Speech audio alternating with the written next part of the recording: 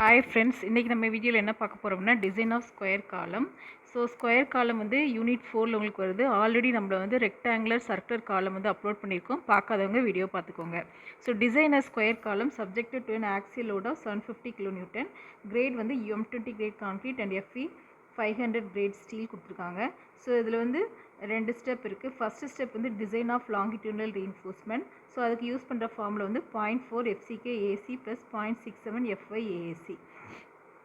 ஏசின்றது area of concrete, ஏஜின்றது gross area, ஏஎஸ்சின்றது area of steel.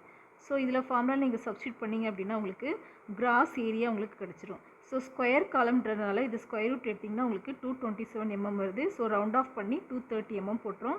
So size of the காலம் உங்களுக்கு தெரிஞ்சிருச்சு. நெக்ஸ்ட்டு இதுலேருந்து என்ன கண்டுபிடிக்க போகிறோம் அப்படின்னா ஏரியா ஆஃப் ஸ்டீல் கண்டுபிடிக்கிறோம். ஸோ ஏரியா ஆஃப் ஸ்டீல் கண்டுபிடிக்கிறதுக்கு இந்த கிராஸ் ஏரியா தெரிஞ்சிருச்சா, இதை வந்து இந்த ஃபார்முலாவில் நீங்கள் சப்ஸ்டியூட் பண்ணிங்க அப்படின்னா உங்களுக்கு ஏரியா ஆஃப் கான்க்ரீட் தெரிஞ்சிடும். So assume a diameter bar. So you are assuming 20 mm diameter bar. Therefore number of bar is equal to total area divided by area of 1 bar. 1 bar வந்து pi by 4 into 20 square.